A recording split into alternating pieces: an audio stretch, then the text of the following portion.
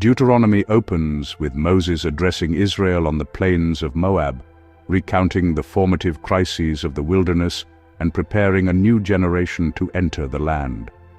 In the first chapter, he recalls the moment when the burden of adjudicating disputes became too heavy for him alone, and a system of appointed judges was established. Within that recollection stands Deuteronomy chapter 1, verse 17, a brief yet densely concentrated instruction on judicial conduct. It does not appear as abstract legislation delivered at Sinai, but as remembered guidance embedded in Israel's administrative origins. The verse therefore occupies a unique space. It is at once narrative memory, legal directive, and theological assertion.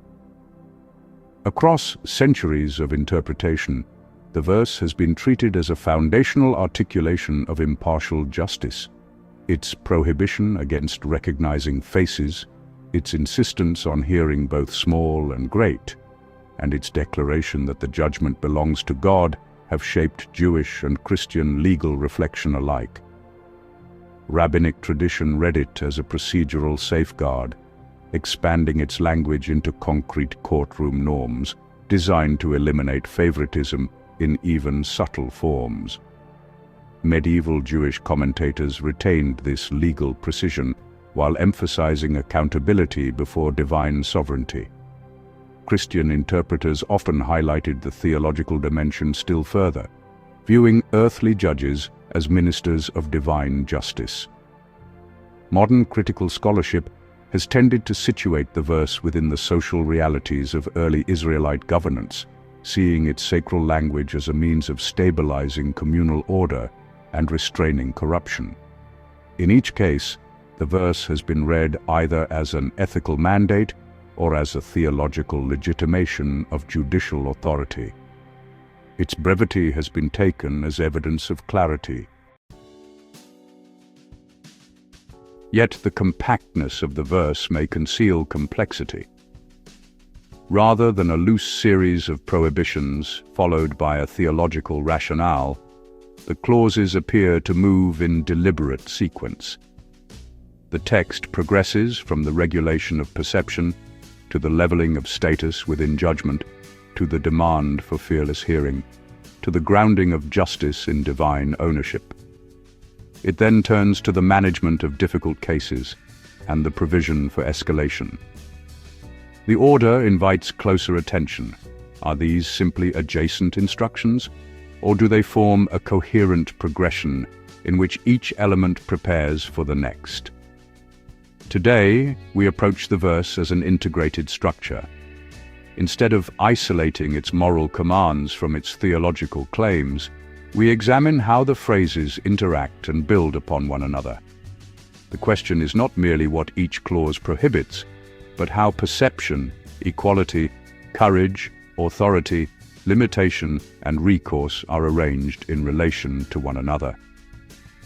By tracing this internal architecture, we seek to determine whether Deuteronomy chapter 1, verse 17 constructs a layered model of adjudication, one that shapes the judge's faculties, locates ultimate authority, and embeds procedural safeguards within a unified vision of justice. Such a reading does not discard historical or theological perspectives. Rather, it deepens them by attending to the verse's own ordered design. The verse opens with the phrase, "Lo takiru panim," you shall not recognize faces. This begins with lo, the standard negation used for prohibitions. Grammatically, lo precedes the verb and negates the action expressed by it, forming a direct and categorical restriction. In biblical usage, lo with the imperfect verb does not merely describe what will not occur, it establishes what must not occur. It blocks the realization of the verb in practice. Thus, from the outset, the negation governs the predicate rather than the object. It is the act of recognizing that is restrained.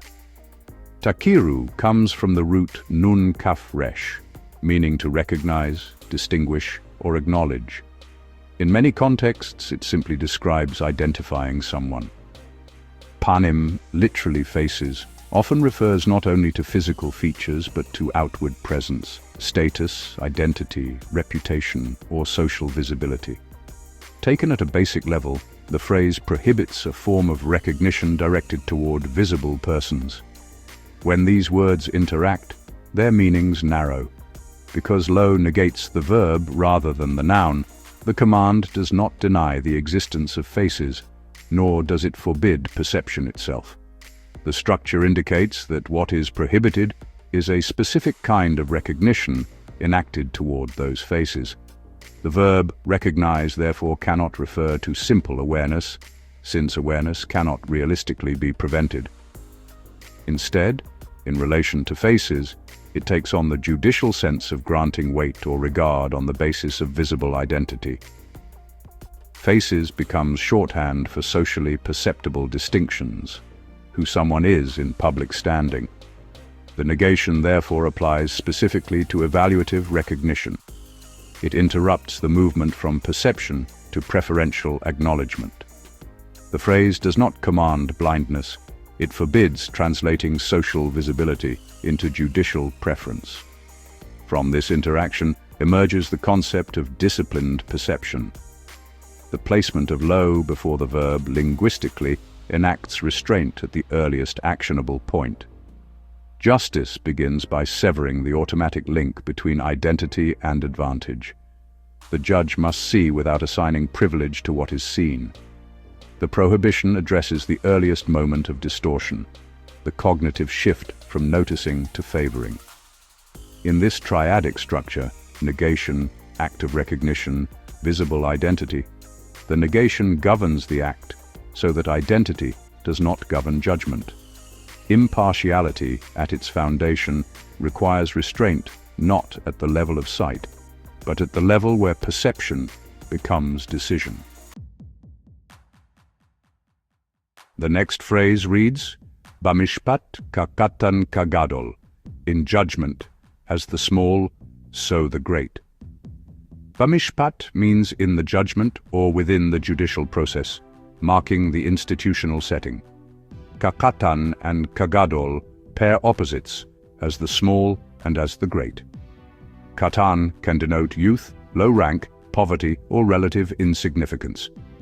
Gadol conveys largeness, prominence, or high status. The repeated particle ka, as or like, places both terms in parallel form.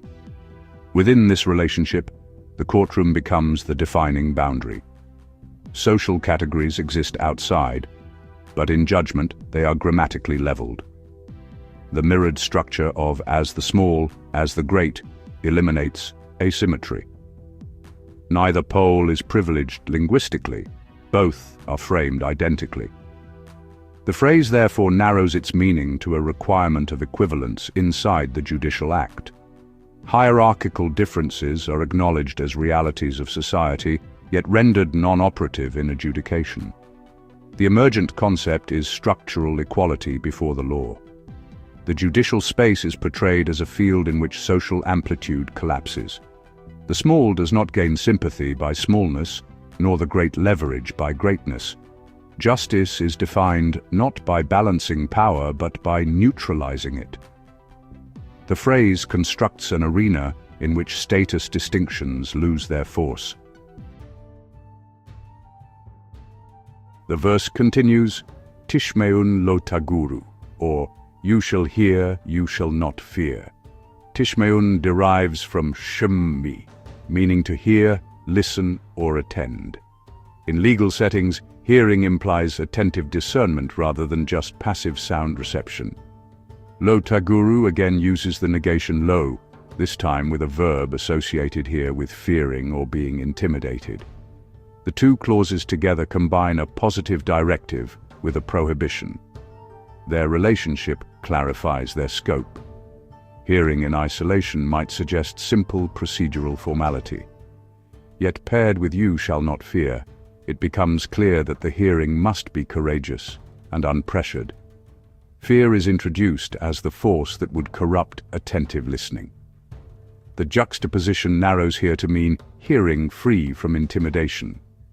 Emotional disturbance is identified as a distortion parallel to favoritism. The emergent concept is courageous attentiveness. Justice requires not only neutrality of perception and equality of status, but also interior steadiness.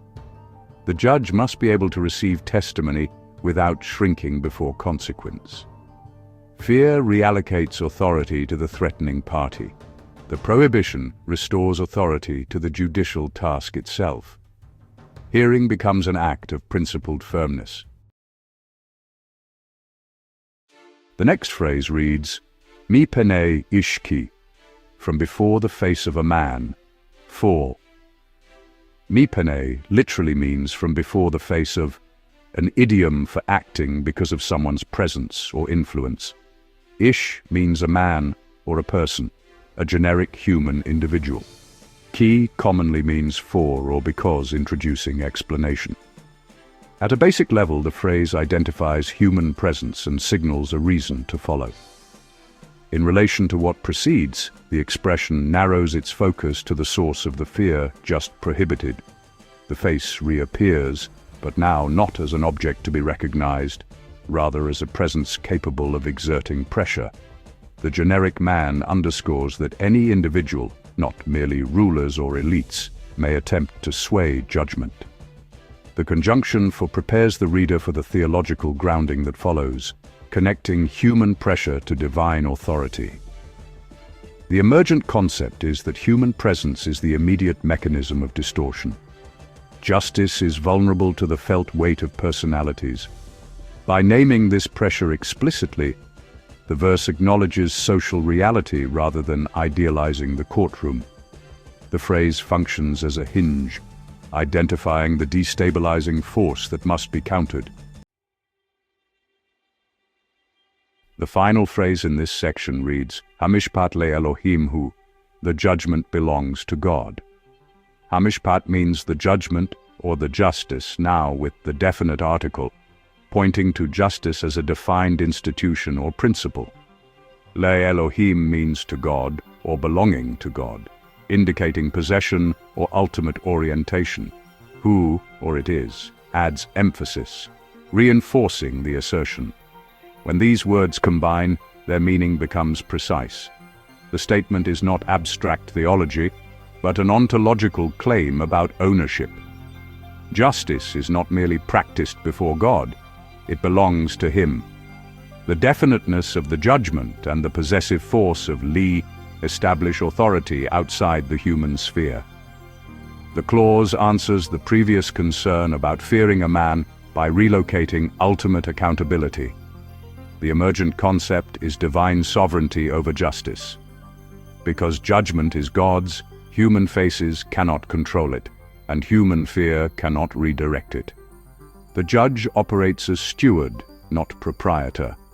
Impartiality, equality, and courage are therefore not optional virtues, but necessary consequences of recognizing that the authority of judgment lies beyond all human influence. To integrate our analysis thus far, we begin with the extended phrase, "You shall not recognize faces in judgment as the small, so the great. You shall hear, you shall not fear." This gathers together our first three semantic triads and treats them as coordinated elements. The first contributed the concept of disciplined perception, refusing to convert visible identity into advantage. The second established structural equality within the judicial sphere, collapsing the distinction between small and great. The third required courageous attentiveness, hearing fully without intimidation. Placed side by side, these phrases span sight, structure, and interior disposition. They move from what the judge sees to how the judge classifies persons within judgment, to how the judge inwardly processes what is heard. When these emergent meanings are read together, their relationship becomes mutually reinforcing. Disciplined perception prevents bias from entering at the visual level. Structural equality ensures that no social polarity reintroduces imbalance once the case begins. courageous attentiveness protects the hearing process from emotional distortion. Each element guards a different entry point for corruption, yet all converge upon the same judicial act. The refusal to recognize faces would be incomplete without equality in judgment, and both would falter if fear were permitted to distort hearing. The three operate as interlocking safeguards. From their integration arises the concept of a fully conditioned judge. The text does not begin with theology. It begins by shaping the human instrument through which justice will operate. Vision, classification, and emotion are ordered before any explicit grounding in divine authority appears. The progression suggests that impartial justice requires internal formation as much as external command. Exegetically, this metastructure demonstrates that the verse is not a collection of prohibitions, but a carefully layered anthropology of adjudication. The judge must be internally aligned if justice is to reflect its true source. Now, when we expand to consider the entire first clause, you shall not recognize faces. In judgment, as the small, so the great. You shall hear, you shall not fear, from before the face of a man, for the judgment belongs to God. Our first three triads are now bound to identification of human pressure and declaration of divine ownership. The first phrase identified the destabilizing force, the felt presence of a person capable of exerting influence. It named the mechanism by which fear might arise. The second phrase asserted that judgment belongs to God, relocating ultimate authority beyond all human claim. Together, these statements form a cause and foundation relationship. Human presence is acknowledged, divine sovereignty is affirmed. Their interaction clarifies both. From before the face of a man becomes intelligible as a threat, precisely because judgment is not man's to control. If justice belonged to the strongest, fear would be rational. But the declaration that the judgment belongs to God redefines the hierarchy of authority. The explanatory particle for binds the two together. Judges must not fear human presence because the authority they exercise is derivative and accountable upward. Human faces possess visibility, but not ultimate jurisdiction. The emergent concept is theological stabilization of judicial courage. The prior conditioning of perception, equality, and hearing now receives its grounding. The judge can remain impartial not by personal bravery alone, but because the act of judgment participates in divine ownership. Exegetically, this pairing reveals that the verse moves from ethical demand to ontological claim. The prohibition of fear is not merely psychological advice. It is anchored in a doctrine of sovereignty. Justice is safeguarded by being located beyond the human sphere that threatens to distort it. Across the 5 primary phrases and their 2 integrative triads, a deliberate progression unfolds. The text begins at the most immediate level, perception, and gradually widens its scope. First, visible identity must not become judicial advantage. Second, social polarity must be neutralized within the courtroom. Third, attentive hearing must remain free from intimidation. Fourth, the source of intimidation is explicitly named as human presence. Fifth, that presence is relativized by the declaration that judgment belongs to God. The 2 metastructures reveal how these elements cohere. Internal formation precedes theological grounding, and theological grounding secures internal formation. From an exegetical perspective, this progression demonstrates that the verse is architectonic rather than incidental. It constructs a judicial worldview. The human judge stands at the intersection of perception and authority. On one side lies social reality, faces, status, influence. On the other lies divine sovereignty. The text refuses to deny the force of human presence, yet it decisively subordinates that force to God's ownership of justice. In doing so, it frames impartiality not as abstract fairness, but as covenantal fidelity. To distort judgment is not only to mistreat a litigant, it is to intrude upon what belongs to God. The triadic progression thus far reveals a movement from anthropology to theology and back again.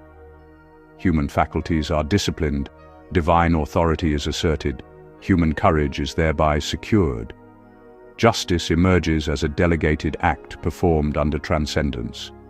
The judge's task is neither autonomous nor arbitrary, it is participatory stewardship. This layered structure, discerned through the triadic relationships, deepens the exegetical reading by showing that the verse binds ethics, psychology, and theology into a single coherent vision of adjudication. The second movement of the verse begins, Ve ha-davar asher yikshe, translated as, and the matter that is difficult. Ve ha-davar means, and the matter, or, and the case. The noun davar comes from the root dalet bet resh, which is commonly associated with speaking. In legal settings, it refers not merely to a thing, but to a spoken claim, dispute, or articulated case brought forward for decision. Asher is the relative particle, that or which, narrowing the scope of what follows. Yikshe derives from the root kof shin he, meaning to be hard, severe, or difficult. The verb form indicates that the matter is difficult or becomes too difficult. When these words are read in relation to one another, their meaning tightens. The focus is not on every matter, but on a specific subset, the case that proves difficult. Davar is already a judicial term in this context, and the relative clause restricts it to those disputes that exceed ordinary clarity. Difficulty here is not mere inconvenience, it implies complexity, ambiguity, or severity that resists resolution. The phrase therefore introduces a threshold condition within the judicial process, a case that challenges the competence or certainty of the local judge. From this interaction emerges the concept of acknowledged limitation within delegated authority. The earlier section assumed judges could and must act impartially. This phrase recognizes that impartiality does not guarantee omniscience. Some matters are inherently complex. The judicial system must therefore account not only for bias and fear, but also for epistemic boundaries. Justice requires mechanisms for handling difficulty without distortion. The next phrase, mikem takrivun elai, may be translated, from you, you shall bring it near to me. Mikem, from you, marks the point at which the matter exceeds the competence of the appointed judges. It does not imply fault, it identifies the boundary of delegated authority. The difficulty arises within their jurisdiction, but cannot be resolved within it. Takrivun derives from the root kof resh bet, meaning to draw near or to bring near. In scriptural contexts, this root often describes the act of presenting something before God. Its use here subtly intensifies the movement. The case is not merely transferred administratively, it is brought closer to a higher locus of responsibility. Eli, to me, directs that movement specifically toward Moses, within the narrative frame. Taken together, the phrase describes more than procedural escalation. It maps the structure of mediated authority. The judges exercise real but derivative responsibility. When a matter proves too difficult, it is not simply sent to a more experienced jurist. It is drawn nearer to the covenant mediator, the one who stands in uniquely close relation to divine instruction. Within the wilderness setting, Moses is not only chief administrator, but the one who receives and transmits Torah. Bringing the case to me, therefore, moves it closer to the revelatory source from which justice derives. In this light, from you marks limitation within delegation, and bring near to me activates a return toward foundational authority. The vertical movement is not merely hierarchical, it is theological. If the judgment belongs to God, then hard cases must ascend toward the one most accountable to that divine ownership. The transfer preserves the alignment between adjudication and revelation. The emergent concept, therefore, is not simply structured escalation, but mediated proximity as preservation of justice. Complexity does not authorize improvisation, nor does limitation justify paralysis. Instead, difficulty triggers movement toward deeper covenantal grounding. Authority remains ordered, but that order reflects degrees of nearness to the divine source of judgment. In this way, the system anticipates its own limits and protects justice by returning unresolved matters toward the place where divine will is most clearly sought and discerned. The final word of the verse, formative, may be translated, "and I will hear it." The verb derives again from shin mem ayin, the same root used earlier in the command, "you shall hear." Here it appears in the first person with an object suffix. The speaker promises to hear the difficult case. This creates continuity between the earlier demand placed on local judges and the assurance given at the higher level. When the emergent meanings of the prior two phrases are combined with this concluding assurance, a complete procedural circuit appears. First, a case is recognized as genuinely difficult. Second, it is actively transferred upward. Third, it is guaranteed reception and attentive hearing. The repetition of the hearing root links the entire verse. Just as judges must hear without fear, so the higher authority commits to hear the escalated matter. Hearing remains the defining act of justice at every tier. From this integration emerges the concept of preserved adjudicative continuity. Justice is neither truncated by difficulty nor compromised by insecurity. Delegated authority operates within limits, but those limits do not fracture the system. Instead, they activate hierarchical recourse, culminating in renewed hearing. Exegetically, this final structure reinforces the theological grounding already established. Because judgment belongs to God, it cannot be allowed to fail at the point of human limitation. The system anticipates complexity and answers it with ordered escalation and assured reception, sustaining the integrity of justice from first hearing to final decision. If we return to the scene itself, Moses is not offering theory, he is recalling strain. The people had multiplied, disputes had intensified, centralized judgment had become impossible, authority had to be distributed or the community would buckle. Now, poised at the edge of the land, he fixes the terms under which that distributed authority must operate. Settlement will increase complexity, not reduce it. Power will concentrate, conflicts will deepen. What kind of judgment will hold them together? What was he determined to impress upon them? First, justice begins before the verdict.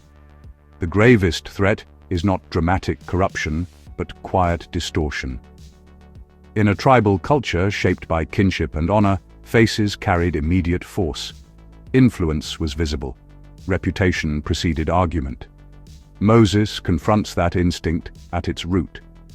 If perception is allowed to drift toward prestige, judgment is already compromised. The charge is uncompromising. Discipline your sight. Refuse to be impressed. Do not allow familiarity, prominence, or relational closeness to tip the scales before evidence is weighed. Second, the court must not mirror society. Outside the gate, hierarchy is inevitable. Wealth, age, lineage, accomplishment. Inside judgment, those gradients must lose their power. Small and great are not erased from social reality. They are stripped of authority within the judicial sphere. A people survives not by eliminating difference, but by refusing to let difference govern justice. Stability rests on confidence that disputes will be handled evenly. Without that confidence, fracture is only a matter of time. Third, pressure will come. Settled life brings property, inheritance, alliances, rivalries. Decisions will cost someone something. Fear of backlash, of powerful families, of social fallout, will tempt judges toward compromise. Moses does not deny that pressure. He relativizes it. Judgment belongs to God. That claim is not decorative. It relocates accountability. If divine authority stands over the court, then human intimidation shrinks to scale. Courage is not bravado, it is alignment. Fear must answer to the highest authority, not the loudest voice. Fourth, no judge is sufficient in isolation. Complexity is not a sign of failure, it is a feature of real life. Hard cases will arise. The refusal to acknowledge limits breeds injustice just as surely as favoritism does. By building escalation into the structure, bring the matter near, Moses models humility as a safeguard. Authority must be layered. Healthy leadership creates clear avenues for review. Justice is preserved when uncertainty is transferred upward rather than concealed. Finally, justice depends on listening. The repetition of "hear" is not incidental. A covenant people is shaped by a God who hears. Their judges must reflect that posture. To hear is to take the claim seriously, to allow the case its full weight, to refuse dismissal. At every level, local or central, the promise stands, the matter will be heard. In communities where some voices are easily overshadowed, that assurance becomes the bedrock of trust. Moses' recollection is therefore formative. He is not merely regulating court procedure, he is shaping the moral spine of a nation. The land ahead can be lost as easily through internal injustice as through external threat. If perception goes undisciplined, if hierarchy infiltrates the court, if fear dictates decisions, if leaders deny their limits, the community will corrode from within. The enduring instruction is direct. Discipline perception, level the field of judgment, anchor courage in ultimate accountability, admit limits and build recourse, keep listening. A just society is not secured by prosperity or strength, but by leaders and institutions ordered around these commitments. That is the legacy Moses sought to plant before he stepped aside, and it remains the measure of any community that seeks to endure.